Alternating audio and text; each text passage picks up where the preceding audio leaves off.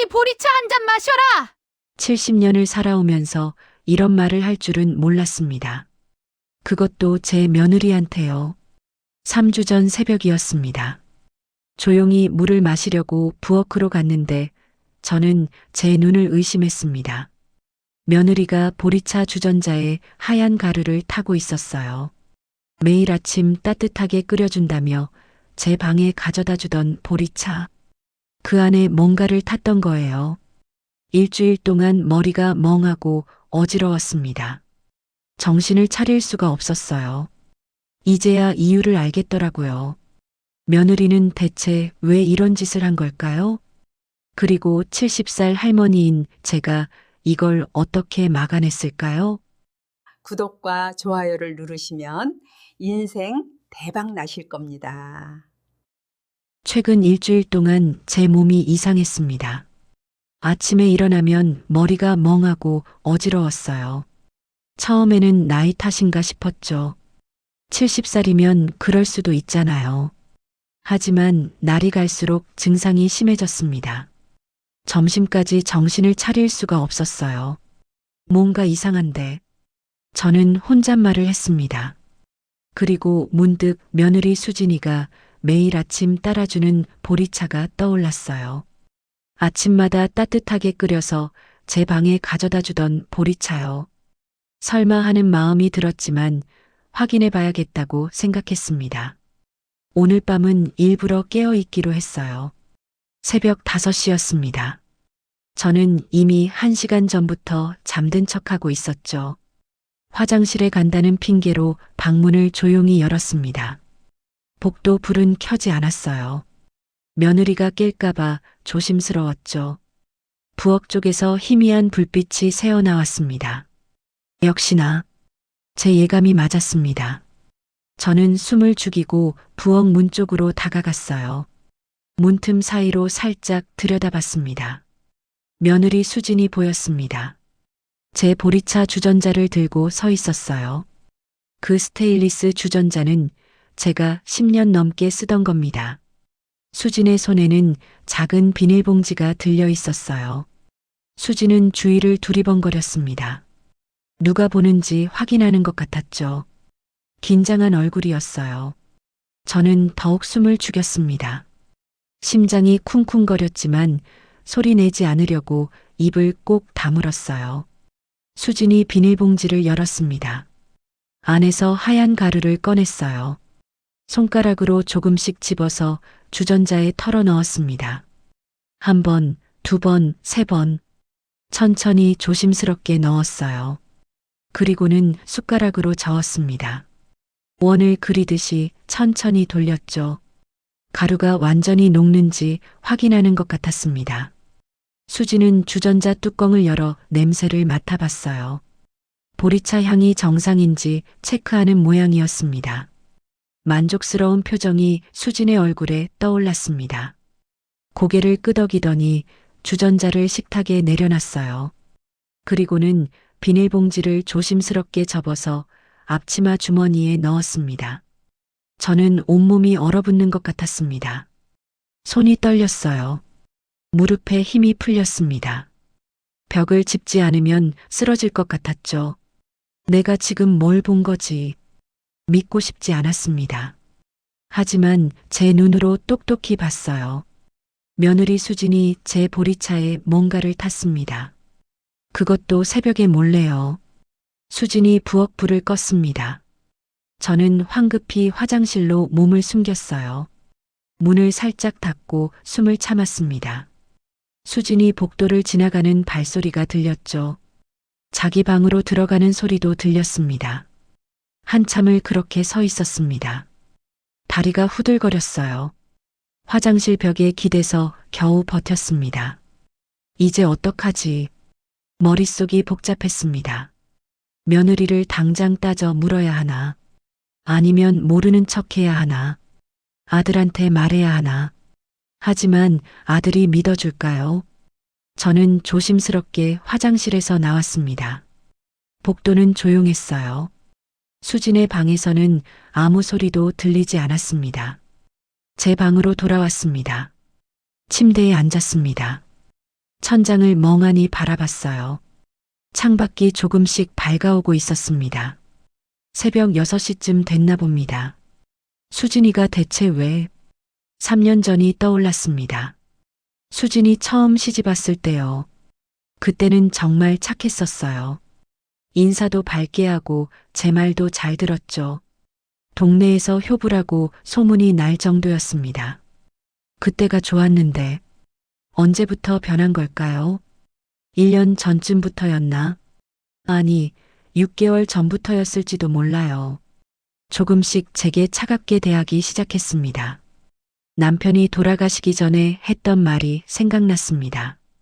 옥순아, 사람 마음은 변하는 거요. 그때는 무슨 소리인가 싶었어요. 우리 며느리는 안 그럴 거라고 생각했죠. 하지만 남편 말이 맞았습니다. 여보, 당신이 맞았어요. 눈물이 날 것 같았습니다. 하지만 참았어요. 지금 울면 안 됩니다. 정신 똑바로 차려야 해요. 저는 서랍을 열었습니다. 남편이 남긴 수첩이 있었어요. 그 안에 중요한 게 적혀 있다고 했었죠. 나중에 꼭 보라고 했었습니다. 이제 볼 때가 된 것 같아요, 여보. 수첩을 꺼내 품에 안았습니다. 그리고 다시 서랍에 넣었어요. 아직은 아닙니다. 조금 더 지켜봐야 해요. 창밖이 완전히 밝아졌습니다. 곧 수진이 일어날 시간입니다. 저는 침대에 누웠어요. 잠든 척해야 합니다. 아무것도 모르는 척해야 해요. 일주일만 더 참자. 확실히 확인하고 나서 눈을 감았습니다. 하지만 잠은 오지 않았어요. 며느리가 제 보리차 주전자에 가루를 타던 모습이 자꾸만 떠올랐습니다. 아침 7시였습니다. 저는 평소처럼 일어나서 세수를 했어요. 거울을 보니 피곤한 얼굴이 보였습니다. 어젯밤 한숨도 못 잤거든요. 샤워를 꼼꼼하게 했습니다. 머리부터 발끝까지 정성스럽게 닦았어요. 때밀이 수건으로 구석구석 문질렀습니다. 70살이지만 아직도 부지런해요. 매일 이렇게 씻거든요. 샤워를 마치고 로션을 발랐습니다. 남편이 좋아하던 향이었어요. 깨끗한 옷으로 갈아입었습니다. 거실로 나갔습니다. 며느리 수진이 식탁을 차리고 있었어요. 등을 돌린 채 휴대폰을 보고 있었습니다. 수진아, 잘 잤니? 제가 밝게 인사했습니다. 하지만 수진은 대답이 없었어요. 식탁에 앉으려고 하는데 수진이 말했습니다. 어머니, 오늘 씻으신 거죠? 수진이 코를 살짝 찡그렸습니다. 그러더니 창문 쪽으로 걸어가서 창문을 활짝 열어버렸어요. 찬바람이 확 들어왔습니다. 아니, 나 방금 샤워했는데. 저는 당황스러웠습니다. 30분이나 샤워했어요. 로션까지 발랐는데요. 그런데 며느리는 제가 안 씻은 사람처럼 대했습니다. 밥을 먹는 내내 기분이 안 좋았습니다. 수진은 계속 휴대폰만 보고 있었어요. 문득 수진의 휴대폰 화면이 보였어요. 친구가 올린 게시물이었습니다. 사진에는 새 아파트가 보였어요. 강남 아파트 입주했어요. 수진은 그 게시물을 한참 들여다봤어요. 얼굴에 부러워하는 표정이 역력했습니다. 우리도 강남 가야 하는데. 수진이 작게 중얼거렸습니다. 밥을 다 먹고 제 방으로 들어왔습니다. 침대에 앉아서 생각에 잠겼어요. 문득 옛날 일이 떠올랐습니다. 25년 전 저는 새벽 4시에 일어나 시장에서 일했어요. 남편은 건설 현장에서 밤낮 일했습니다. 아들 민호 대학 등록금을 벌기 위해서였죠. 한 푼 두 푼 모아서 15년 만에 첫 부동산을 샀어요. 송파 아파트였습니다. 제 명의로요. 그리고 또 10년을 모아서 두 번째 부동산을 샀습니다. 강남 빌라였어요. 남편이 말했어요. 옥순아, 이건 당신 노후 자금이야. 잘 보관해. 절대 빼앗기지 마. 남편은 수첩에 모든 걸 적어뒀어요. 부동산 주소, 등기번호, 가격까지요. 점심때였습니다. 민호가 퇴근해서 집에 들어왔어요. 저는 방에 있었지만 문을 살짝 열어뒀습니다. 여보, 우리 언제 강남 가요? 수진의 목소리였습니다. 돈이 없는데. 어머니 재산 있잖아요. 수진이 작은 목소리로 말했습니다. 하지만 제 귀에는 다 들렸어요. 생각해봐요. 우리도 친구들처럼 살아야죠. 저는 문을 조용히 닫았습니다. 더 이상 듣고 싶지 않았어요. 내 재산을 노리는구나. 온몸에 소름이 돋았습니다. 어제 새벽에 본 장면이 떠올랐어요. 수진이 제 보리차에 뭔가를 타던 모습이요. 이제 이유를 알겠습니다. 수진은 강남에 가고 싶었어요. 그러려면 돈이 필요했죠. 그 돈이 바로 제 재산이었던 겁니다. 25년을 모은 건데 저는 서랍을 열었습니다. 남편이 남긴 수첩을 꺼냈어요. 여보, 잘 보관하라고 했죠. 이제 지켜야 할 때예요. 저녁 8시였습니다. 저는 방에서 텔레비전을 보고 있었어요. 드라마를 보고 있었지만 내용이 하나도 들어오지 않았죠. 머릿속이 온통 며느리 생각뿐이었습니다. 현관문이 열리는 소리가 들렸어요. 아들 민호가 퇴근해서 들어오는 소리였습니다. 수진이 반갑게 맞이하는 소리도 들렸죠. 여보 왔어요? 응, 오늘 회사에서 힘들었어. 민호가 피곤한 목소리로 대답했습니다. 거실에서 두 사람이 소파에 앉는 소리가 들렸어요. 여보, 어제 어머니가 새벽에 나가신 거 알아요? 수진의 목소리였습니다. 저는 귀를 쫑긋 세웠어요. 응? 진짜? 민호가 놀라는 것 같았습니다. 네. 제가 화장실 가다가 봤어요. 현관문을 여시더라고요. 수진이 거짓말을 하고 있었습니다. 저는 어제 새벽에 집 밖으로 나가지 않았어요. 화장실은 집 안에 있어요. 그래. 어디 가셨대? 물어봤는데 기억 못 하시더라고요. 엄마가? 네. 요즘 자주 그러세요. 배회하시는 것 같아요. 수진의 목소리에는 걱정하는 척하는 연기가 묻어났습니다.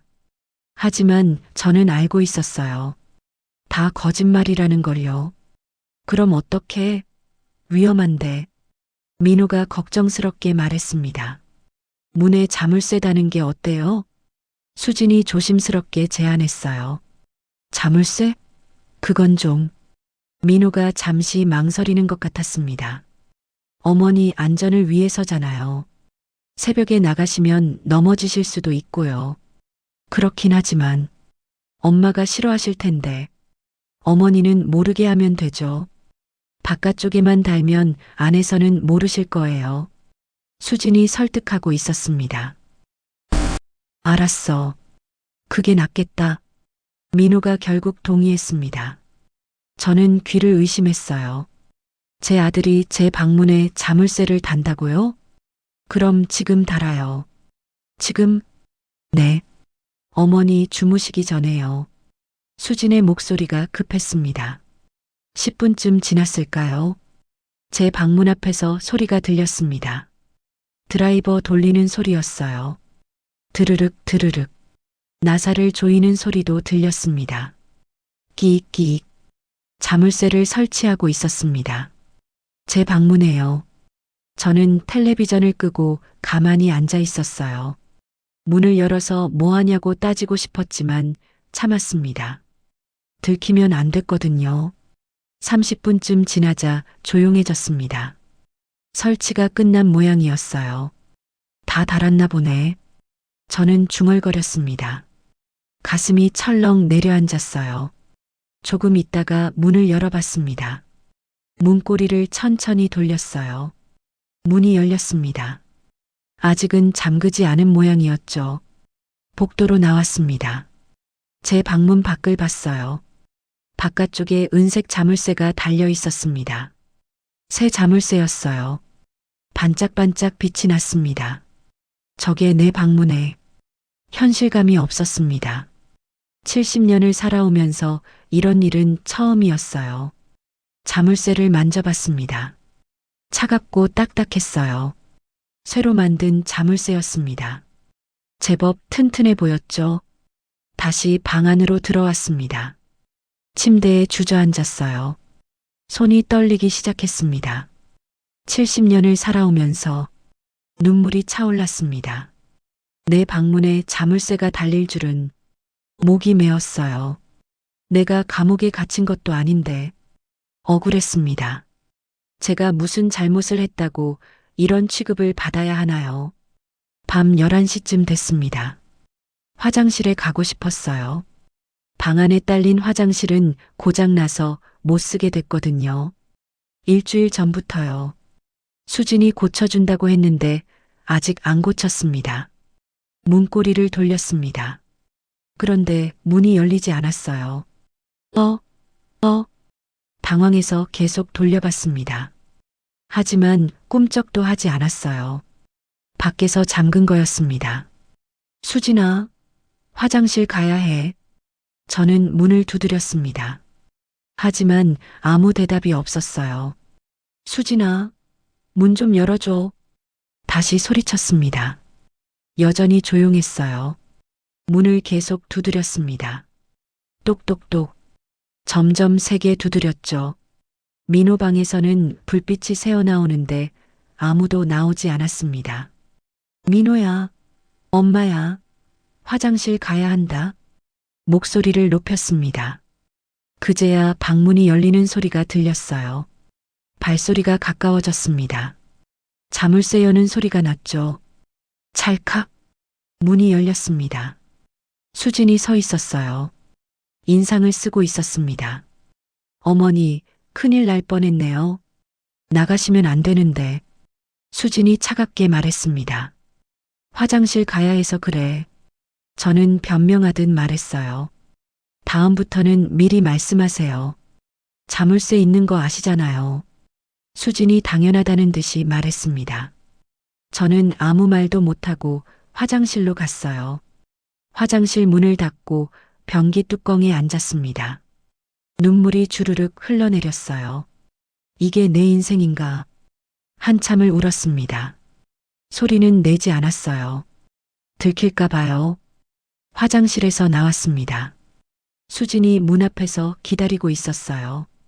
마치 제가 도망갈까봐 감시하는 것 같았습니다. 들어가세요, 어머니. 수진이 차가운 목소리로 말했어요. 저를 방 안으로 밀어넣듯이 했습니다. 방으로 들어갔습니다. 뒤에서 문이 닫히는 소리가 났어요. 그리고 자물쇠 잠그는 소리가 들렸습니다. 찰칵. 저는 다시 문고리를 잡아봤습니다. 돌려봤어요. 하지만 이번에는 정말로 열리지 않았습니다. 문고리를 계속 돌려봤습니다. 헛되이 돌아갈 뿐이었어요. 차가운 문에 이마를 댔습니다. 서 있었죠. 힘이 빠졌습니다. 바닥에 주저앉았어요. 무릎에 얼굴을 묻었습니다. 눈물이 또 흘렀습니다. 주르륵 주르륵. 멈출 수가 없었어요.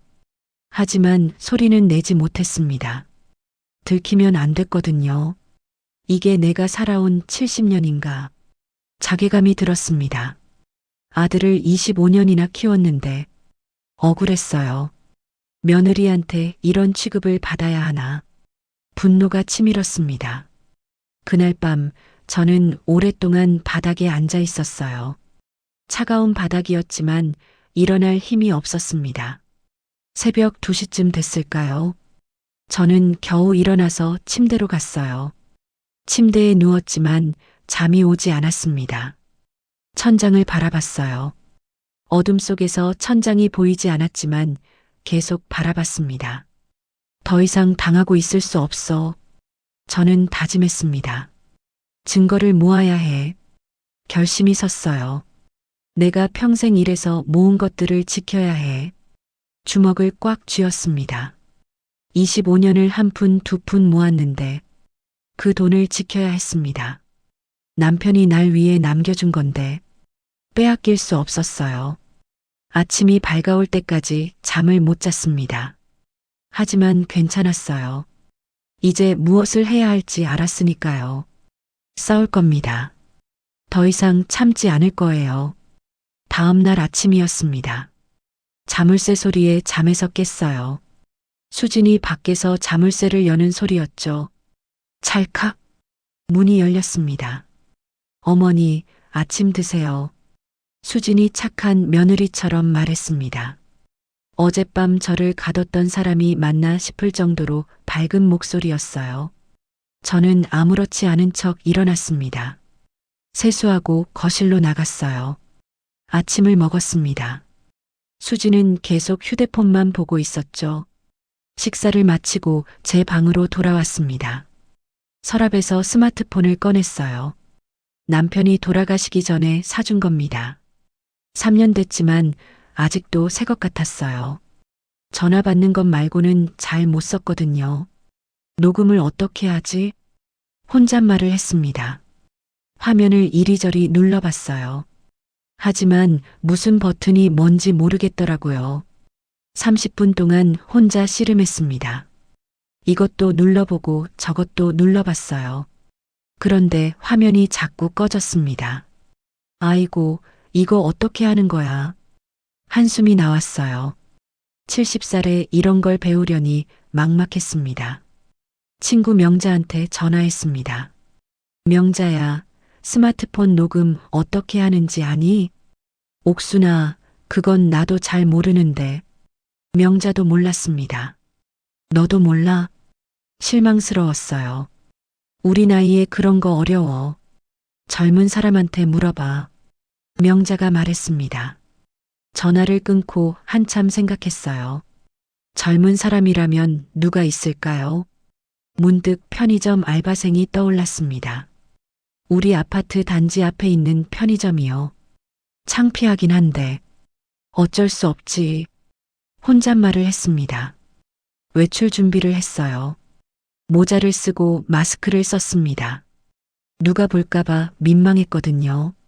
수진아, 잠깐 산책 다녀올게. 거실에 있는 수진한테 말했습니다. 네, 어머니. 저녁 전에 들어오세요. 수진이 대답했어요. 집에서 나왔습니다. 아파트 단지 앞 편의점으로 걸어갔어요. 5분쯤 걸렸습니다.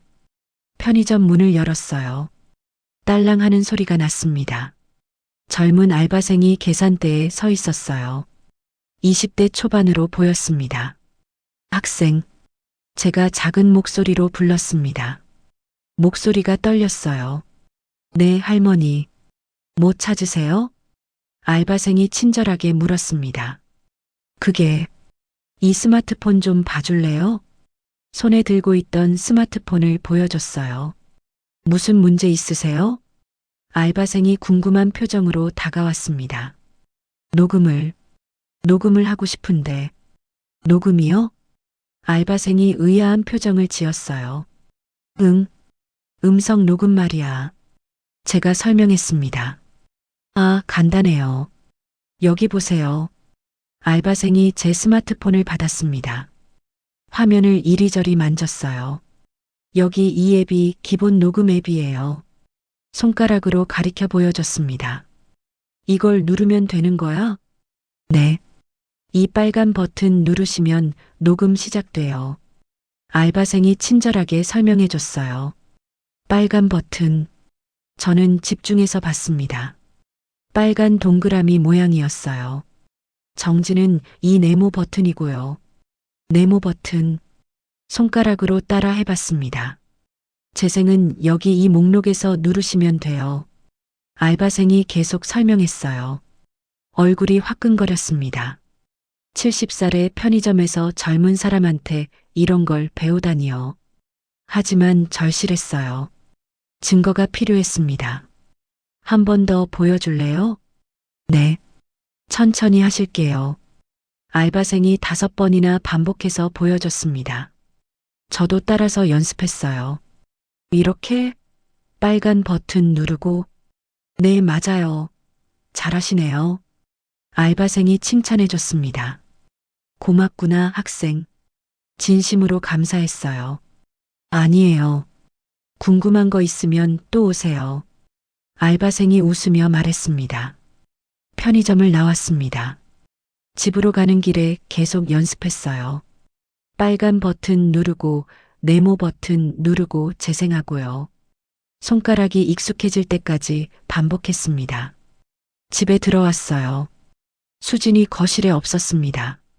자기 방에 있는 모양이었어요. 제 방으로 들어가서 문을 닫았습니다. 침대에 앉아서 스마트폰을 켰어요. 테스트 녹음입니다. 작은 목소리로 말하며 녹음해 봤습니다. 빨간 버튼을 눌렀다가 네모 버튼을 눌렀어요. 그리고 재생해 봤습니다.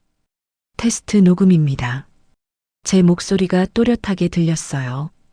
된다, 된다. 기뻤습니다.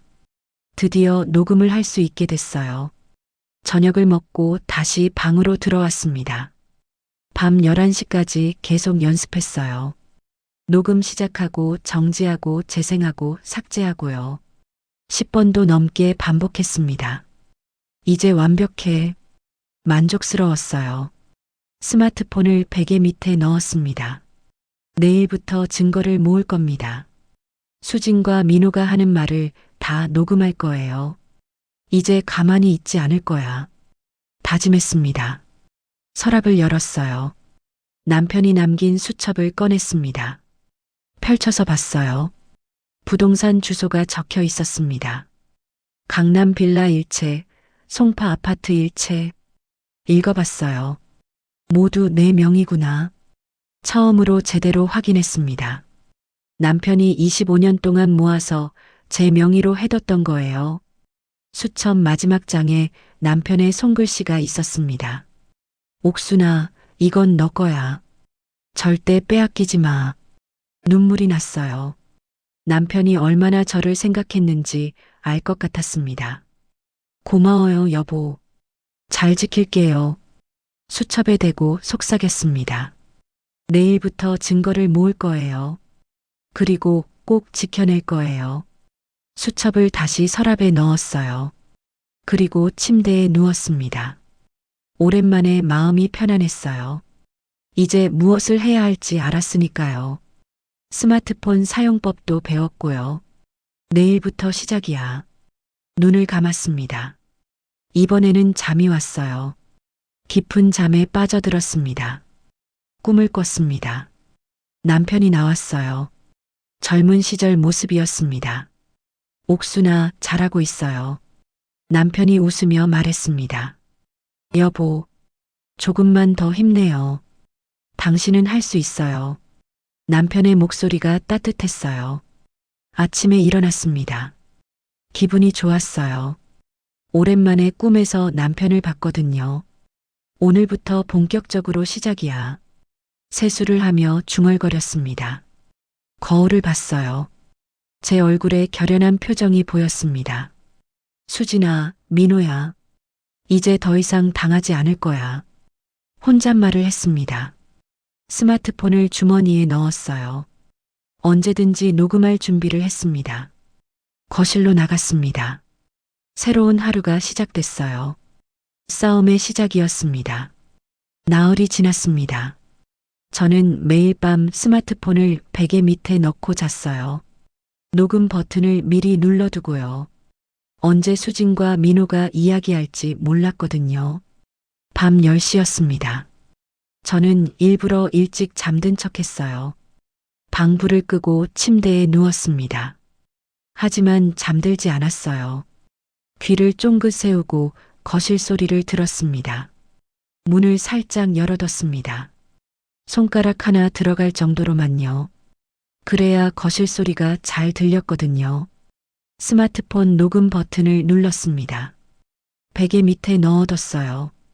준비가 끝났습니다. 거실에서 수진과 민호 목소리가 들렸어요. 여보, 병원 알아봤어요? 수진의 목소리였습니다. 응. 요양원 몇 군데 상담 신청했어. 민호가 대답했어요. 저는 귀를 더 기울였습니다. 요양원이라고요? 언제쯤 보낼 수 있어요? 다음 달쯤? 일단 의사 진단서부터 받아야 해. 심장이 쿵쾅거렸습니다. 진단서라니요. 진단서는 어떻게 해요? 아는 의사한테 부탁했어. 돈 좀 줬어.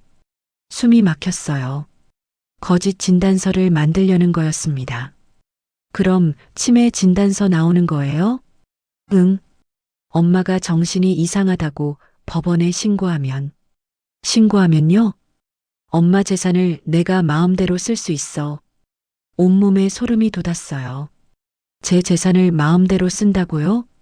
와, 대박. 그럼 부동산 팔 수 있는 거네요? 수진이 신난 목소리로 말했습니다. 당연하지.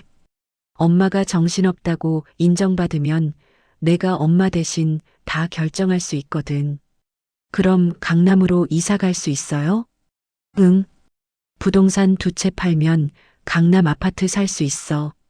우와, 진짜? 몇 억이나 돼요?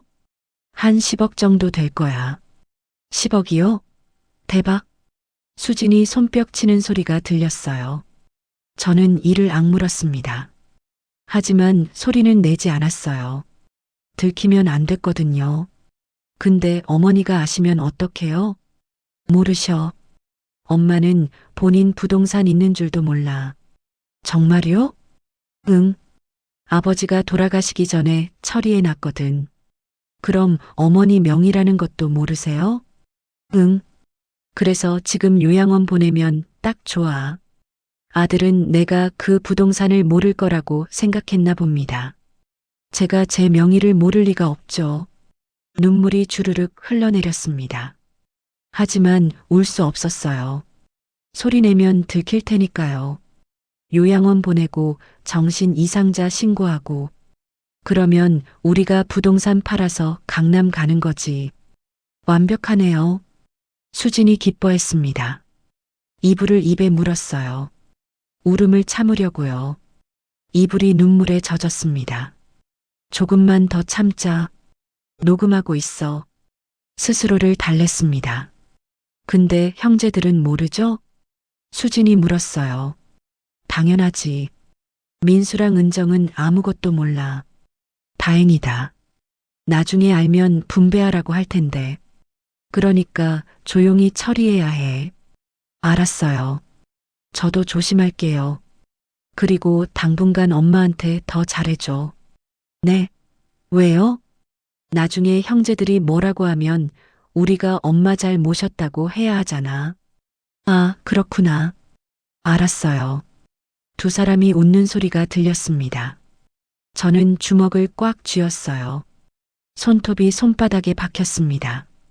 25년을 내가 억울했어요. 하지만 참았습니다. 잠시 후 두 사람이 자기 방으로 들어가는 소리가 들렸어요. 조용해졌습니다. 저는 천천히 일어나 앉았어요. 스마트폰을 꺼냈습니다. 녹음 정지 버튼을 눌렀어요. 재생해봤습니다. 모든 대화가 선명하게 들렸어요. 이게 증거야. 이게 울먹였습니다. 스마트폰을 가슴에 안았어요. 따뜻했습니다. 이제 가만히 있지 않을 거야. 서랍을 열었습니다. 남편이 남긴 수첩을 꺼냈어요. 여보, 당신이 남겨준 거 내가 지킬게요. 수첩을 펼쳤습니다. 부동산 주소가 적혀 있었어요. 강남 빌라 1채, 송파 아파트 1채. 읽어봤습니다. 모두 내 명의였지. 남편이 25년 동안 모아준 거였어. 수첩 마지막 장을 봤습니다. 남편의 손글씨가 있었어요. 옥순아, 이건 너 명의야. 절대로 빼앗기지 마.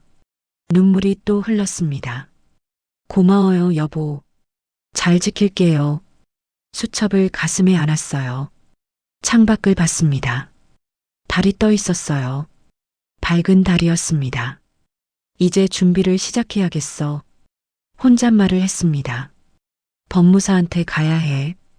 변호사도 만나야 하고 계획을 세웠어요. 동생 오키한테도 연락해야 해. 할 일이 많았습니다. 하지만 괜찮았어요. 이제 무엇을 해야 할지 알았으니까요. 침대에 다시 누웠습니다. 이번에는 마음이 편했어요. 증거를 확보했거든요. 내일부터 본격적으로 움직여야지. 눈을 감았습니다. 잠이 왔어요. 깊은 잠에 빠져들었습니다. 꿈속에서 남편을 만났어요. 옥순아, 잘하고 있어요. 남편이 웃고 있었습니다. 여보, 무섭지 않아요? 제가 물었어요. 무서워도 해야죠. 당신 거니까요. 남편이 대답했습니다. 힘내요, 옥순아. 내가 옆에 있어요. 남편이 제 손을 잡아줬어요. 따뜻했습니다. 아침에 일어났습니다. 기분이 좋았어요. 남편이 응원해 준 것 같았거든요. 세수를 했습니다. 거울을 봤어요. 제 눈에 힘이 들어가 있었습니다.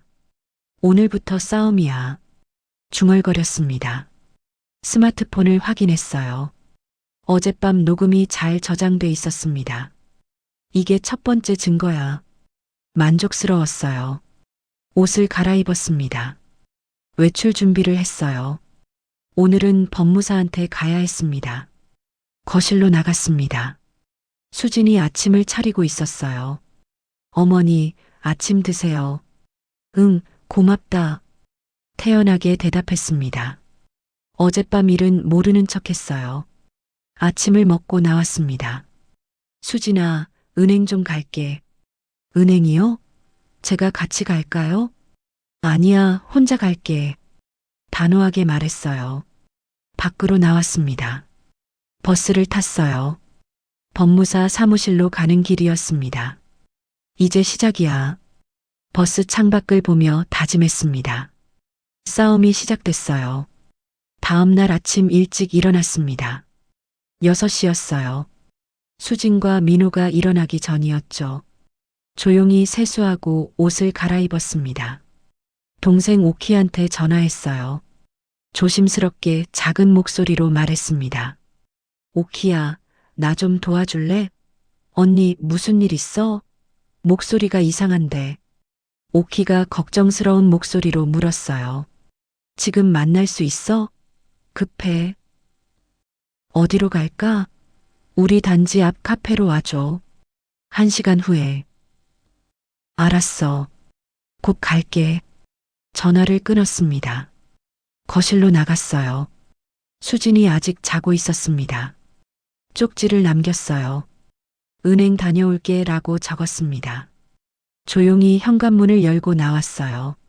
아파트 단지 앞 카페로 걸어갔습니다. 10분쯤 걸렸어요. 카페 문을 열고 들어갔습니다. 아직 손님이 별로 없었어요. 구석자리에 앉았습니다. 아메리카노를 주문했어요. 커피를 마시며 오키를 기다렸습니다. 30분쯤 지나자 오키가 들어왔어요. 언니, 오키가 저를 보고 손을 흔들었습니다. 제 맞은편에 앉았어요. 언니, 무슨 일이야? 얼굴이 안 좋은데. 오키가 걱정스럽게 물었습니다. 저는 모든 상황을 설명했어요. 수진이 제 물컵에 뭔가를 탔던 일부터요. 방문에 자물쇠를 달았던 일까지요. 그리고 어젯밤에 녹음한 파일도 들려줬습니다. 오키는 녹음을 들으며 얼굴이 굳어갔어요. 점점 화가 나는 표정이었습니다. 민호가 어떻게 이럴 수가. 오키가 주먹으로 테이블을 쳤어요. 내가 그렇게 예뻐해줬는데. 오키의 눈에 눈물이 맺혔습니다. 오키야, 울지 마. 이제 싸워야 해. 제가 오키 손을 잡았어요. 언니, 이거 경찰 신고해야 하는 거 아니야? 아직은 아니야. 증거를 더 모아야 해. 그럼 어떻게 할 건데? 법무사한테 가려고.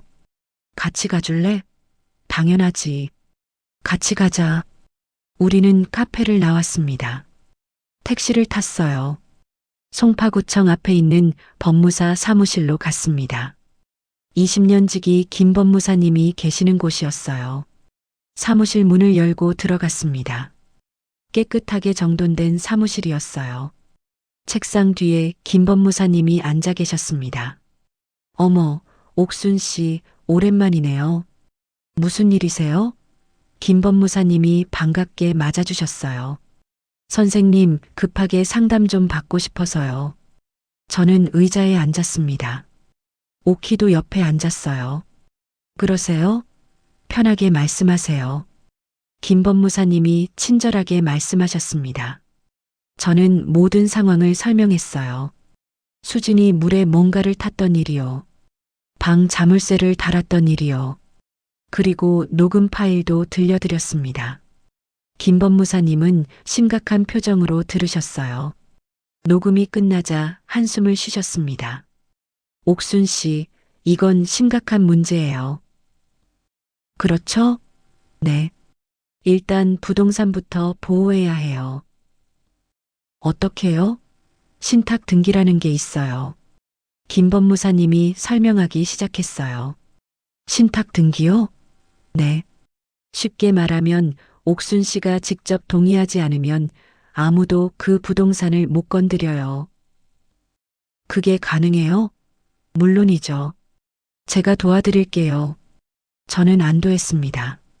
다행이었어요. 일주일 정도 걸려요. 그럼 안전해요. 고맙습니다, 선생님. 그리고 한 가지 더 해야 할 게 있어요. 김 법무사님이 말씀하셨어요. 뭔가요? 성년후견인 제도라고 들어보셨어요? 아니요. 그게 뭔가요? 저는 고개를 저었습니다.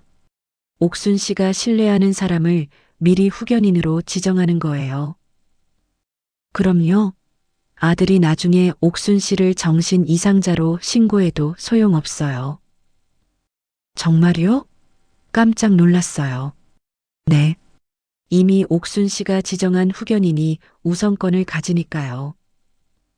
그럼 오키를 후견인으로 하면 되나요? 옆에 있던 오키를 봤어요. 네, 좋은 선택이에요. 김 법무사님이 고개를 끄덕이셨습니다. 오키가 제 손을 꼭 잡았어요. 언니, 내가 지켜줄게. 고마워, 오키야. 눈물이 날 뻔했습니다. 하지만 참았어요. 그 자리에서 필요한 서류를 작성했습니다. 신분증을 꺼냈어요. 등기부등본도 가지고 있었습니다. 인감증명서는 구청에서 떼왔어요. 김 법무사님이 서류를 하나하나 챙겨주셨습니다. 친절하게 설명도 해주셨어요. 신탁 등기는 일주일, 성년후견인은 2주일 정도 걸려요. 알겠습니다. 그럼 한 달 안에 다 정리될 거예요. 너무 감사합니다. 진심으로 감사했어요. 사무실을 나왔습니다. 오키가 말했어요. 언니, 변호사도 선임하는 게 어때? 변호사요? 응. 나중에 법정까지 갈 수도 있잖아. 그것도 좋겠다. 우리는 김 법무사님께 다시 여쭤봤어요. 알고 지내는 변호사를 소개해 주셨습니다. 제 친구인데 실력이 좋아요. 가족법 전문이에요. 김 법무사님이 명함을 주셨어요. 고맙습니다. 명함을 받았습니다. 박 변호사라는 분이었어요.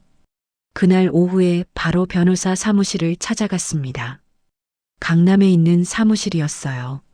지하철을 타고 갔습니다. 사무실은 큰 빌딩 10층에 있었어요. 엘리베이터를 타고 올라갔습니다. 문을 열고 들어가니 넓은 사무실이었습니다. 직원분이 맞이해 주셨어요. 예약하신 옥수님 맞으시죠? 네, 맞습니다. 이쪽으로 오세요. 안내를 받아 상담실로 들어갔어요. 50대 여자 변호사님이 계셨습니다. 단정한 정장 차림이었어요. 안녕하세요. 박 변호사입니다. 안녕하세요. 악수를 했습니다. 김 법무사님께 연락 받았어요. 어머님 상황 들었습니다. 제가 도와드릴게요. 고맙습니다. 앉았습니다. 오키도 옆에 앉았어요. 증거는 충분히 모으셨어요? 네. 녹음 파일이 3개 있어요. 며칠 더 녹음한 게 있었거든요. 잘하셨어요. 계속 모으세요. 네. 그러고 있어요. 언제쯤 공개하실 생각이세요? 다음 달에 가족들 모일 때요. 좋습니다. 그날 제가 동행하겠습니다. 선생님이요? 놀랐어요. 네. 법적 자문이 필요할 수 있으니까요. 너무 감사합니다. 정말 든든했어요. 그리고 이건 제 명함이에요. 언제든 연락 주세요. 변호사님이 명함을 주셨어요. 감사합니다. 명함을 받아서 가방에 넣었습니다. 상담을 마치고 나왔어요. 오키가 말했습니다. 언니, 이제 준비 다 된 것 같아. 그러게. 법무사도 만나고 변호사도 만났으니까. 언니, 무섭지 않아? 오키가 걱정스럽게 물었어요. 무섭지. 근데 어쩔 수 없어. 솔직하게 대답했습니다. 힘들면 언제든 연락해. 알았어. 고마워. 오키와 헤어졌습니다. 집으로 돌아왔어요. 저녁 5시쯤 됐습니다. 수진이 저녁 준비를 하고 있었어요. 어머니, 어디 갔다 오세요? 오래 나가셨네요. 응. 은행 다녀오고 친구도 만났어. 태연하게 대답했어요. 그러셨어요. 저녁 드세요. 고맙다. 저녁을 먹었습니다. 아무렇지 않은 척 했어요. 밤에 제 방으로 들어왔습니다. 가방에서 서류들을 꺼냈어요. 신탁 등기 신청서, 성년 의견인 신청서, 변호사 명함까지요. 서랍 깊숙이 넣었습니다. 절대 들키면 안 됐거든요. 거울을 봤어요. 제 얼굴에 결연한 표정이 보였습니다. 이제 준비 끝났어. 중얼거렸습니다. 다음 달까지 증거 더 모으자. 다짐했어요. 침대에 누웠습니다. 오늘 하루가 참 길었어요. 하지만 보람이 있었습니다. 잘했어, 옥순아. 스스로를 칭찬했어요. 눈을 감았습니다. 잠이 왔어요. 다음 날 아침 일찍 일어났습니다. 6시였어요. 집안은 아직 조용했습니다. 수진과 민호가 일어나기 전이라 발소리조차 조심스러웠습니다. 세수를 하고 옷을 갈아입는 동안 어젯밤 내내 뒤척이게 했던 그 녹음 내용이 계속 귀에서 맴돌았어요. 오늘은 더는 미룰 수 없는 날이라는 생각뿐이었습니다. 잠시 숨을 고른 뒤 오키에게 전화를 걸었습니다. 목소리가 떨리더군요. 오키야, 나 좀 도와줄래? 언니, 왜 그래? 무슨 일 있어? 목소리가 급해. 지금 만날 수 있어? 부탁이야. 어디로 갈까? 단지 앞 카페. 1시간 후에 와줘. 전화를 끊고 혹시라도 의심할까 싶어 쪽지에 은행 다녀올게라고 적어두었습니다. 평소처럼 보이려고 최대한 침착한 척했지만 손끝이 떨렸습니다. 현관문을 닫고 나오는데 가슴속에서 무언가 툭 하고 끊어지는 느낌이 들었어요. 카페에 도착했을 때는 아직 사람이 거의 없었습니다. 창가 자리 대신 구석으로 향했습니다. 시선에서 벗어나야 마음이 놓일 것 같았거든요. 뜨거운 커피가 식어가는 동안 내내 손을 모으고 앉아 있었어요. 문이 열리는 소리가 들릴 때마다 고개를 들었는데 30분쯤 지나자 익숙한 얼굴이 급히 들어왔습니다. 언니. 오키가 제 표정을 보자마자 얼굴이 굳었습니다. 말없이 제 맞은편에 앉아 손을 잡더군요. 언니, 무슨 일이야? 얼굴이 왜 이래? 저는 말보다 증거가 먼저라고 생각했습니다. 휴대폰을 꺼내 어젯밤 녹음을 들려줬어요. 스피커에서 흘러나오는 며느리 수진의 목소리, 그리고 민호의 대답. 어머니 재산, 정신감정 이런 말들이 나오자 오키는 믿기지 않는다는 듯 숨을 들이켰습니다. 민호가 언니한테 이런 말을 했다고? 주먹이 테이블을 울렸습니다. 내가 그렇게 예뻐해줬는데 어떻게? 눈물까지 맺힌 오키에게 저는 조용히 말했습니다. 울지 마, 오키야. 이제는 싸워야 해. 언니, 이거 그냥 넘어갈 일이 아니야. 경찰부터 아직은 아니야. 증거가 더 있어야 해. 잠시 침묵이 흘렀고 오키가 이를 악물며 말했습니다. 그럼 지금 뭐부터 할 건데? 법무사. 재산부터 막아야 해. 너 같이 가줄래? 당연하지. 같이 가. 우리는 바로 택시를 탔습니다. 창밖으로 스치는 풍경이 흐릿하게 지나가더군요. 머릿속에는 남편 얼굴만 떠올랐습니다. 잘 보관해야 해. 나중에 꼭 필요할 거야. 그 말이 뼈에 사무쳤어요. 송파구청 앞 김법무사 사무실에 도착했습니다. 오래 알고 지낸 분이라 얼굴 보자마자 안도감이 들었습니다. 옥순 씨 웬일이세요? 얼굴이 많이 상했네. 저는 오늘 일어난 일, 어젯밤 녹음된 말, 수진의 행동, 방문 자물쇠까지 하나도 빼놓지 않고 설명했습니다. 녹음을 끝까지 들은 김 법무사님의 얼굴은 금세 굳었습니다. 옥순 씨, 이건 그냥 가족 갈등이 아니에요. 지금 바로 조치를 하셔야 합니다. 어떻게 해야 할까요? 일단 부동산 보호부터. 신탁 등기 아시죠? 저는 고개를 저었습니다. 쉽게 말하면 옥순 씨 본인 동의 없이는 누구도 그 부동산에 손 못 대요. 명의가 누구든 상관없어요. 그게 가능한가요? 가능해요. 일주일이면 돼요. 그제야 숨이 조금 쉬어지더군요. 그리고 하나 더 있어요. 성년후견인 제도. 그건 또 뭔가요? 아들이 어머님을 정신 이상자로 몰아갈 가능성도 배제할 수 없어요. 그런데 미리 신뢰할 사람을 후견인으로 지정해두면 그게 막힙니다. 저는 자연스럽게 옆에 있는 오키를 보았습니다. 오키로 하면 되나요? 그게 가장 안전하죠. 오키가 제 손을 꽉 잡았습니다. 언니, 내가 지켜줄게. 절대 누가 언니 건드리게 안 놔둬. 그 자리에서 필요한 서류를 모두 작성했습니다. 김 법무사님이 과정 하나하나 설명해 주셨고 서류가 정리되는 걸 보니 마음이 조금씩 단단해졌습니다. 신탁 등기는 일주일, 후견인은 2주면 완료됩니다. 한 달 안에 모든 준비 끝나요. 정말 감사합니다. 사무실을 나오는데 오키가 말했습니다. 언니, 변호사도 미리 선임하자. 혹시 법적 문제까지 갈 수도 있으니까. 그래, 그게 좋겠다. 김 법무사님이 가족법 전문 변호사를 소개해 주었고 우리는 바로 강남 사무실로 갔습니다. 안녕하세요. 박 변호사입니다. 단정한 정장 차림의 변호사님이 침착하게 손을 내밀었습니다. 저는 다시 모든 상황을 설명했고 녹음 파일 3개를 들려드렸습니다. 변호사님은 눈빛이 단단하게 굳었습니다. 증거 확보 아주 잘하고 계시네요. 계속 모으세요. 공개는 언제 하실 생각이세요?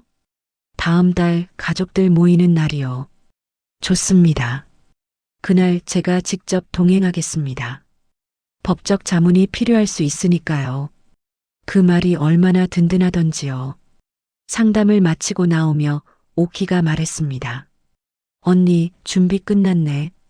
이제 마음만 단단히 먹자. 그래, 이제 진짜 시작이야. 집으로 돌아오니 해가 지고 있었습니다. 수지는 평소처럼 저녁을 준비하고 있었지만 저는 그 모습이 더 이상 예전처럼 보이지 않았습니다. 방에 들어온 뒤 가방에서 서류들을 꺼내 서랍 깊숙이 넣었습니다. 거울에 비친 제 얼굴에는 두려움 대신 결심이 자리 잡고 있었습니다.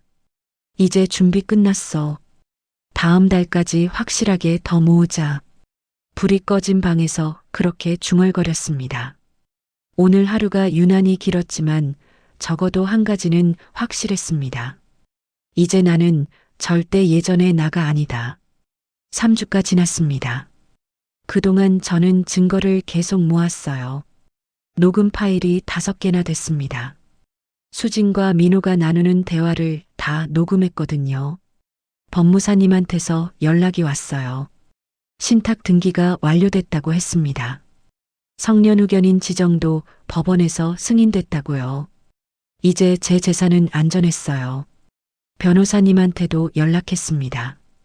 다음 일요일에 가족 모임이 있다고 말씀드렸어요. 그날 동행해 주시기로 했습니다. 동생 오키한테도 전화했어요. 오키야, 일요일에 우리 집으로 와줘. 알았어, 언니. 몇 시에? 오후 2시쯤. 알았어. 꼭 갈게. 모든 준비가 끝났습니다. 일요일 아침이었어요. 오전 10시쯤 민호가 저한테 말했습니다. 엄마, 오늘 민수랑 은정이 온대요. 그래? 왜? 그냥 오랜만에 모이자고 했어요. 민호가 웃으며 말했어요. 하지만 저는 알고 있었어요. 제가 오키한테 부탁했거든요. 민수와 은정을 불러달라고요. 그래, 좋지. 태연하게 대답했습니다. 수진이 음식 준비를 열심히 했어요. 부엌에서 이것저것 만들고 있었습니다. 어머니, 오늘 제가 맛있는 거 많이 준비했어요. 고생한다. 아니에요. 가족들 오는데 당연하죠. 수진이 환하게 웃었습니다. 착한 며느리 연기를 하고 있었어요. 오후 1시쯤 민수 가족이 도착했습니다. 초인종이 울렸어요. 민호가 문을 열었습니다. 형님, 안녕하세요. 민수가 밝게 인사했어요. 민수 아내와 아이들도 함께 왔습니다. 어머니, 안녕하세요. 민수가 저한테 인사했어요. 민수야. 잘 지냈니? 네, 잘 지냈어요. 민수 가족이 거실에 앉았습니다. 30분쯤 지나자 은정 가족도 왔어요. 은정은 제 딸입니다. 남편과 함께 왔어요. 엄마 왔어요. 은정이 안아줬습니다. 그래, 잘 왔다. 제 딸이 와서 반가웠어요. 이제 식구들이 다 모였습니다. 거실이 북적거렸어요. 아이들 소리도 시끄러웠습니다. 점심 식사를 시작했어요. 수진이 차린 음식이 식탁 가득했습니다. 와, 형수님 음식 솜씨 좋으시네요. 민수가 칭찬했어요. 감사해요. 수진이 기뻐했습니다. 다 같이 밥을 먹었어요. 화기애애한 분위기였습니다. 저도 밥을 먹으며 대화에 끼었어요. 하지만 마음속은 긴장되어 있었습니다. 식사가 끝났습니다. 거실로 이동했어요. 소파에 둘러앉아 차를 마셨습니다. 수진이 과일을 깎아서 가져왔어요. 다들 과일 드세요. 고맙습니다, 형수님. 민수가 과일을 집어 먹었어요. 초인종이 울렸습니다. 오키가 도착한 거였어요. 언니, 늦어서 미안해. 오키가 들어왔습니다. 괜찮아. 앉아. 오키를 소파에 앉혔어요. 5분쯤 지나서 또 초인종이 울렸습니다. 이번에는 변호사님이었어요. 평상복을 입고 오셨습니다. 미리 부탁드렸거든요. 정장 입으면 이상하게 보일까 봐요. 안녕하세요. 변호사님이 들어오셨어요. 어머, 이분은 누구세요? 수진이 물었습니다. 제 친구예요. 오키가 대답했어요. 미리 짜둔 대답이었습니다. 아, 그러세요. 앉으세요. 수진이 변호사님을 맞이했어요. 이제 모든 준비가 끝났습니다. 저는 천천히 일어났어요. 여러분, 잠깐 제 얘기 좀 들어주세요. 모두가 저를 쳐다봤습니다. 수진의 얼굴에 긴장한 표정이 스쳤어요. 왜요, 어머니? 수진이 조심스럽게 물었습니다. 조금만 들어주세요. 저는 가방에서 서류 봉투를 꺼냈어요. 오키가 블루투스 스피커를 거실 테이블 위에 놓았습니다. 어머니, 무슨 일이세요? 민수가 궁금해하며 물었어요. 조금만 기다려주세요. 저는 스마트폰을 꺼냈습니다. 블루투스로 스피커에 연결했어요. 손이 떨렸지만 침착하게 했습니다. 재생 버튼을 눌렀어요. 수진의 목소리가 스피커에서 흘러나왔습니다. 여보, 빨리 어머니 요양원 보내고 부동산 팔아서 강남 가자. 거실이 순식간에 조용해졌어요. 모두가 스피커를 바라봤습니다. 민수와 은정의 눈이 커졌어요. 입을 벌린 채 스피커를 쳐다봤습니다. 녹음이 계속 재생됐어요. 10억은 될 거야. 와, 대박. 민호의 목소리도 들렸습니다. 형제들은 모르죠? 당연하지. 민수랑 은정은 아무것도 몰라.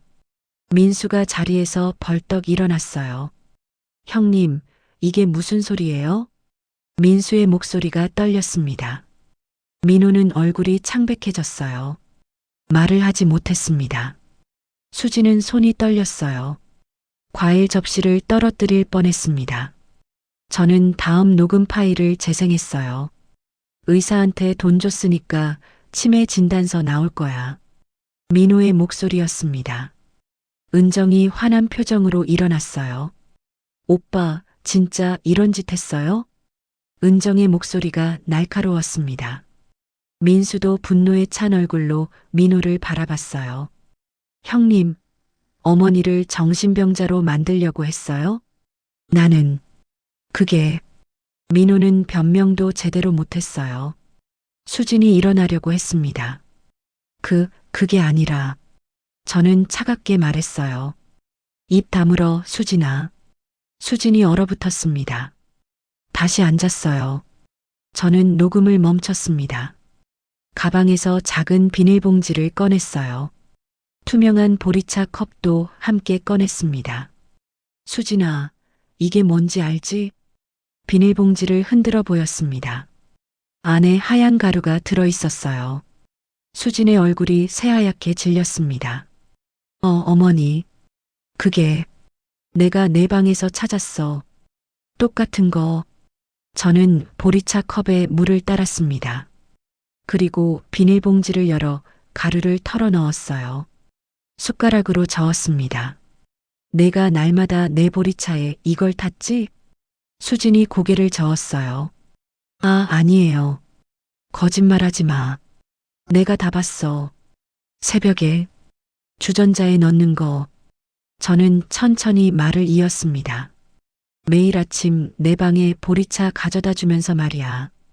따뜻하게 끓였다고 하면서 변호사님이 일어나셨습니다. 이건 졸피뎀 계열 수면진 정제입니다. 변호사님의 목소리가 거실에 울렸어요. 고령자에게 과다 투여하면 치매 증상처럼 보이게 만들 수 있죠. 기억상실, 의식 혼미, 배회 증상까지 나타날 수 있습니다. 거실이 더욱 조용해졌어요. 저는 보리차 컵을 들어 수진 앞에 내밀었습니다. 너가 이 보리차 한 잔 마셔봐라. 수진이 뒤로 물러났어요. 저는 왜 못 마셔? 내가 날마다 나한테 먹인 거잖아. 제 목소리가 차가웠습니다. 매일 아침 따뜻하게 끓여서 가져다 주던 보리차. 그 안에 이 가루를 탔지? 어머니, 제발 마셔. 그럼 용서해 줄게. 보리차 컵을 수진 손에 쥐어줬습니다. 수진의 손이 떨렸어요. 보리차가 출렁거렸습니다. 민수가 소리쳤어요. 형수님, 정말 그런 짓을 했어요? 은정도 일어났습니다. 새언니, 진짜예요? 저는 수진을 똑바로 쳐다봤어요. 내가 내 보리차에 이걸 탔지? 매일 아침마다? 어머니, 대답해. 탔냐, 안 탔냐? 수진의 눈에서 눈물이 흘렀습니다. 죄송해요. 탔다는 거지? 네, 죄송합니다. 수진이 무너졌어요. 민수가 분노에 찬 목소리로 말했습니다. 형수님, 어떻게 그럴 수가 있어요? 어머니한테. 은정도 소리쳤어요. 새언니 미쳤어요? 진짜 미쳤어요? 저는 계속 보리차 컵을 수진 앞에 내밀었습니다. 마셔. 내가 나한테 한 것처럼. 내가 날마다 내 보리차에 탄 거니까 내가 마셔도 괜찮겠지? 어머니, 제발 용서해 주세요. 마셔. 제 목소리가 커졌어요. 수진이 보리차 컵을 놓으려 했어요. 저는 수진의 손을 잡았습니다. 마셔. 내가 나한테 먹인 거야. 일주일 동안 내가 얼마나 고통스러웠는지 알아? 어머님, 정말 죄송해요. 제발. 수진이 흐느끼기 시작했습니다.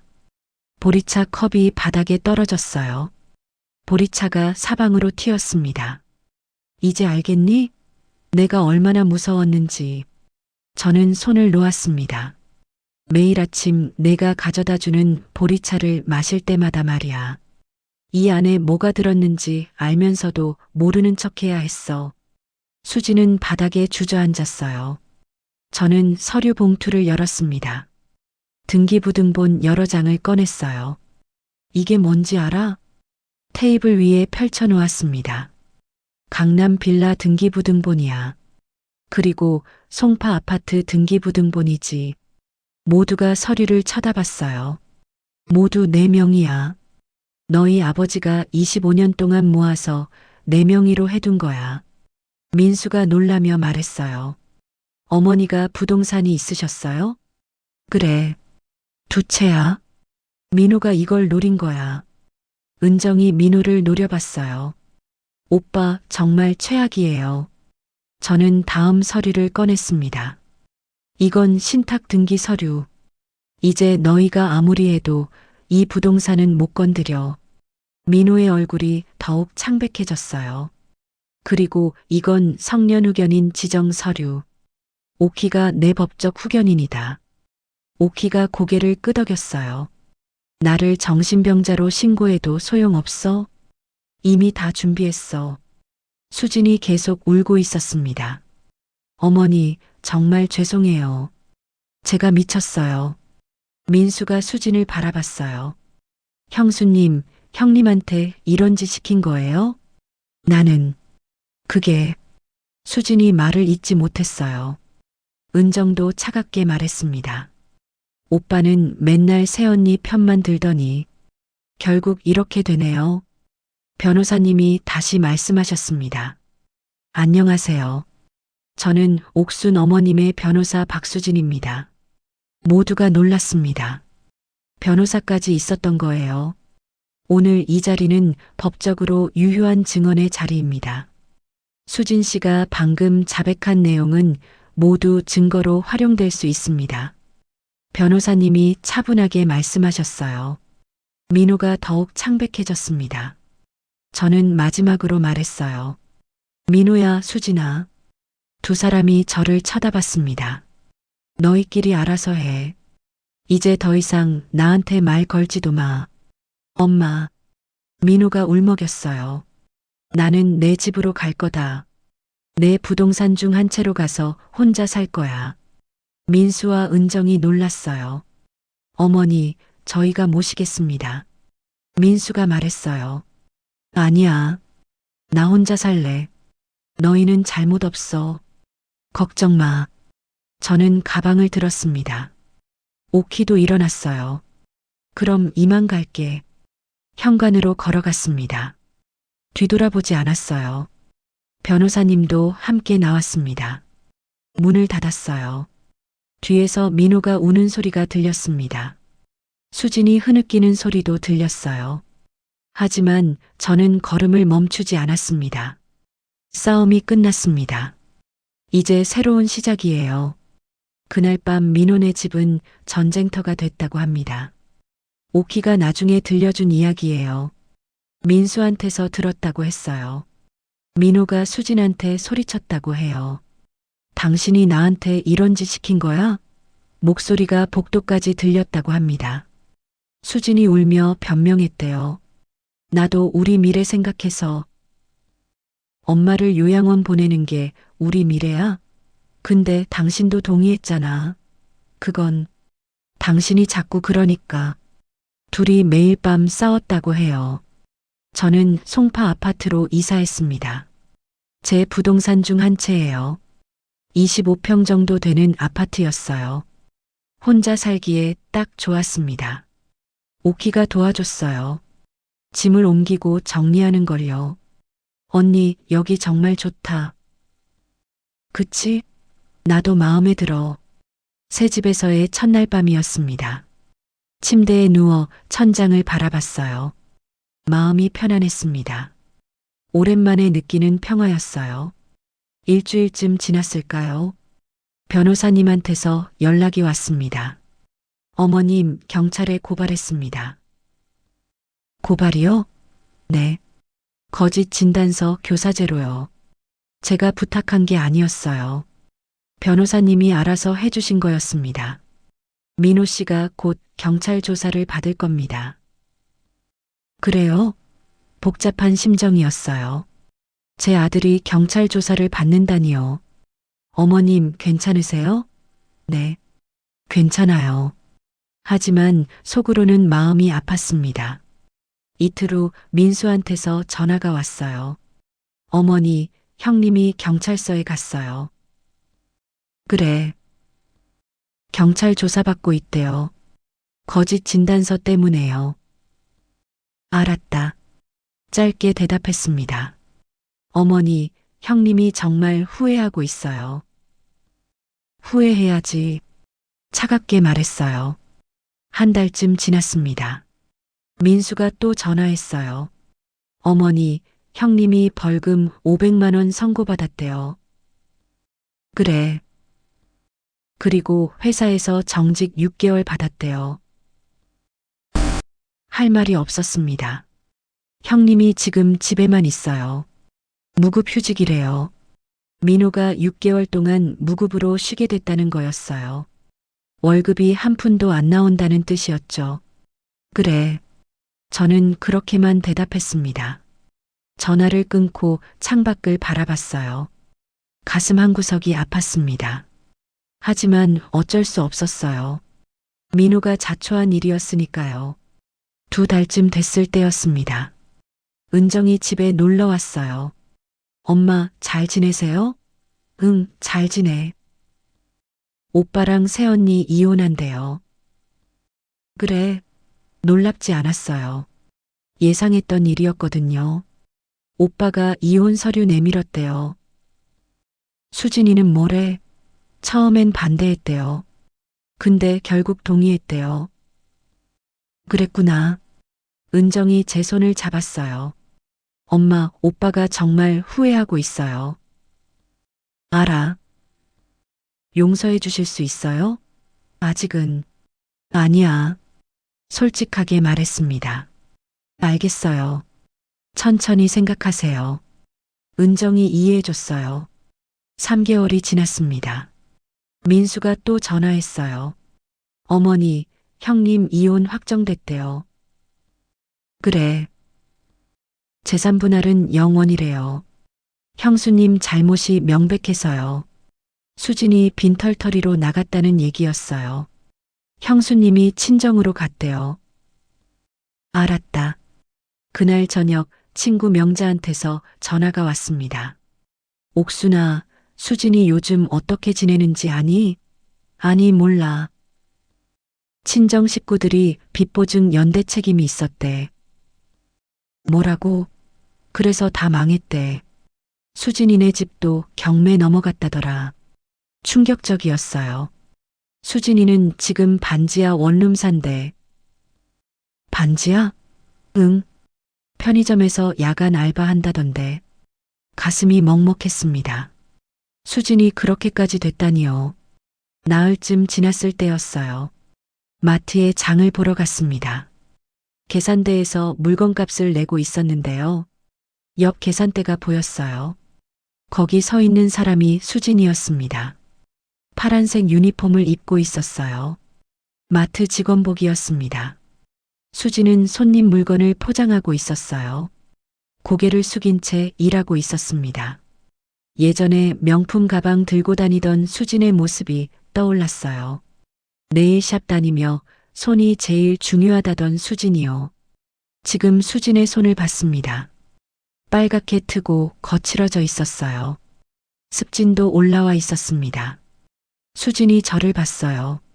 눈이 마주쳤습니다. 수진은 재빨리 고개를 숙였어요. 저는 그냥 지나갔습니다. 뒤돌아보지 않았어요. 밖으로 나왔습니다. 찬바람이 불었어요. 겨울이 다가오고 있었습니다. 수진이도 힘들겠구나. 중얼거렸어요. 하지만 이건 수진이 자초한 일이었습니다. 제 잘못이 아니에요. 집으로 돌아왔습니다. 보리차를 끓였어요. 따뜻한 보리차 한 잔을 마셨습니다. 창밖을 바라봤어요. 해가 지고 있었습니다. 이제 정말 끝났구나. 혼잣말을 했어요. 민호는 벌금 500만 원에 정직 6개월이요. 수지는 이혼하고 반지하 원룸에서 알바 생활이요. 이게 응징인가? 씁쓸했습니다. 하지만 어쩔 수 없었어요. 둘이 저한테 한 짓을 생각하면요. 보리차를 한 모금 더 마셨습니다. 따뜻했어요. 이제 내 인생을 살아야지. 다짐했습니다. 저는 이제 70살입니다. 남은 인생을 제대로 살고 싶었어요. 눈치 보지 않고요. 저녁을 먹고 침대에 누웠습니다. 오늘 하루도 무사히 지나갔어요. 눈을 감았습니다. 잠이 왔어요. 꿈속에서 남편을 만났습니다. 여보, 수진이가 많이 힘들어 보이더라고요. 제가 말했어요. 당신 잘못이 아니야. 남편이 말했습니다. 그래도 좀 안쓰럽더라고요. 당신은 착해잖아. 그게 당신 장점이지. 남편이 웃었어요. 그래도 아직 용서는 안 돼요. 그럴 필요 없어. 천천히 해. 남편이 제 머리를 쓰다듬었습니다. 아침에 일어났어요. 날씨가 좋았습니다. 창문을 열었어요. 신선한 공기가 들어왔습니다. 오늘도 좋은 하루야. 스스로에게 말했어요. 새로운 하루가 시작됐습니다. 제 인생의 새로운 장이 열렸어요. 1년이 흘렀습니다. 봄이 왔어요. 제 아파트 베란다에 화분을 몇 개 들여놓았습니다. 제라늄이랑 페투니아요. 매일 아침 물을 주며 꽃을 바라봤어요. 예뻤습니다. 71세가 됐습니다. 건강했어요. 매일 산책하고 친구들 만나고 그렇게 지냈습니다. 토요일 아침이었어요. 10시쯤 됐을까요? 초인종이 울렸습니다. 문을 열었어요. 민호가 서 있었습니다. 엄마. 민호가 고개를 숙이며 말했어요. 들어와. 짧게 말했습니다. 민호가 들어왔어요. 손에 반찬통 여러 개를 들고 있었습니다. 김치찌개 끓여왔어요. 엄마 좋아하시는 거. 그래. 냉장고에 넣어. 민호가 냉장고를 정리했어요. 반찬통을 하나하나 넣었습니다. 그리고는 거실을 청소하기 시작했어요. 저는 소파에 앉아서 지켜봤습니다. 민호가 진공 청소기를 돌렸어요. 창문도 닦았습니다. 화장실도 청소했어요. 1시간쯤 지났을까요? 민호가 청소를 마쳤습니다. 엄마, 다 했어요. 수고했어. 민호가 제 옆에 앉았어요. 엄마, 커피 드릴까요? 아니야. 보리차 마실래? 알겠어요. 민호가 부엌으로 갔습니다. 보리차를 끓이는 소리가 들렸어요. 보글보글 구수한 냄새가 났습니다.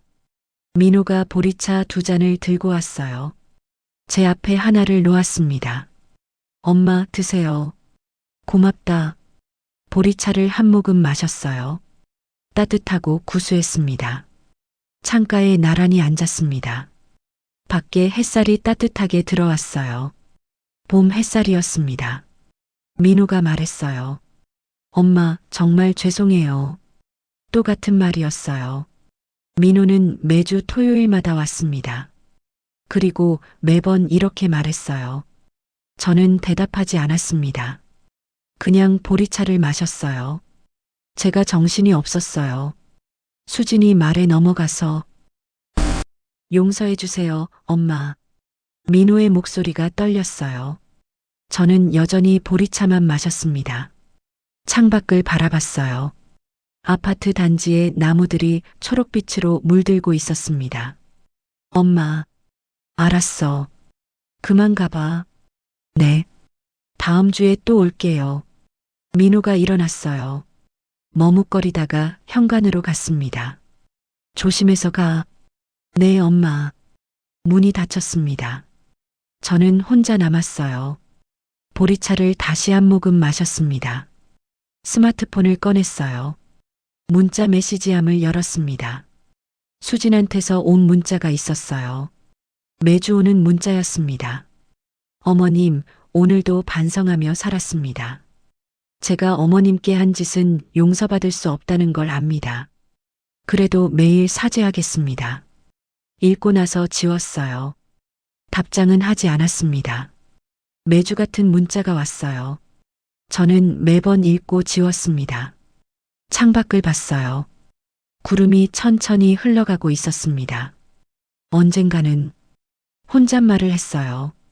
수진이랑 마주 앉아서 보리차를 마실 수 있는 날이 올까? 상상해 봤습니다. 수진이 제 맞은편에 앉아 있는 모습을요.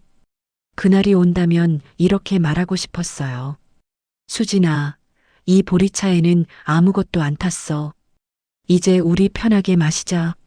하지만 아직은 아니었습니다. 아직은 그 말을 할 수 없었어요. 보리차를 다 마셨습니다. 찻잔을 내려놓았어요. 베란다로 나갔습니다. 화분에 물을 줬어요. 제라늄 잎을 만졌습니다. 부드러웠어요. 페투니아 꽃이 활짝 피어 있었습니다. 분홍색 꽃이요. 예뻤어요. 너희는 참 예쁘구나. 꽃한테 말을 걸었어요. 친구 명자한테서 전화가 왔습니다. 옥순아, 오늘 날씨 좋은데 산책 갈래? 좋아. 어디서 만날까? 공원 정문 앞. 1시간 후에. 알았어. 전화를 끊고 옷을 갈아입었어요. 봄 날씨에 맞게 가벼운 재킷을 입었습니다. 거울을 봤어요. 제 얼굴이 평화로워 보였습니다. 이제 괜찮아. 스스로에게 말했어요. 나는 잘 살고 있어. 가방을 들고 나갔습니다. 엘리베이터를 타고 1층으로 내려갔어요. 로비를 지나 밖으로 나왔습니다. 따뜻한 봄바람이 불었어요. 기분이 좋았습니다. 공원으로 걸어갔습니다. 10분쯤 걸렸어요. 명자가 벤치에 앉아 기다리고 있었습니다. 옥순아, 명자야. 둘이 팔짱을 끼고 걸었어요. 공원길을 따라 천천히 걸었습니다.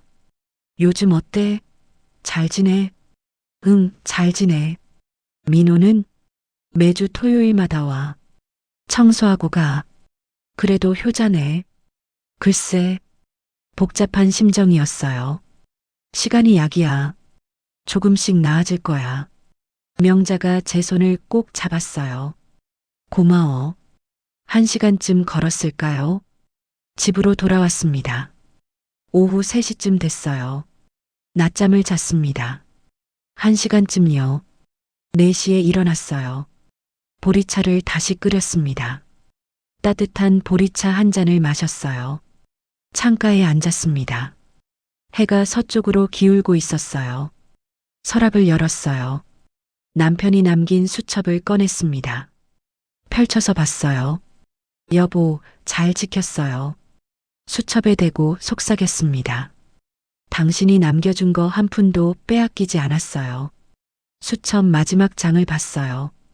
남편의 손글씨가 있었습니다. 옥순아, 이건 너 거야. 절대 빼앗기지 마. 지켰어요, 여보. 눈물이 살짝 맺혔어요. 하지만 슬프지 않았습니다. 뿌듯했어요. 수첩을 다시 서랍에 넣었습니다. 보리차를 한 모금 더 마셨어요. 여전히 따뜻했습니다. 오늘도 잘 살았어. 스스로를 칭찬했어요. 저녁을 먹고 텔레비전을 봤습니다. 드라마가 재미있었어요. 밤 9시쯤 됐습니다. 침대에 누웠어요. 천장을 바라봤습니다. 하얀 천장이었어요. 내일도 좋은 하루가 되겠지. 눈을 감았습니다. 꿈속에서 남편을 만났어요. 여보, 나 잘하고 있죠? 제가 물었습니다. 잘하고 있어요. 아주 잘하고 있어요. 남편이 웃으며 말했어요. 당신은 강한 사람이야. 고마워요. 앞으로도 잘 살 거요. 나는 믿어요. 남편이 제 머리를 쓰다듬었습니다. 아침에 일어났어요. 해가 떠올랐습니다.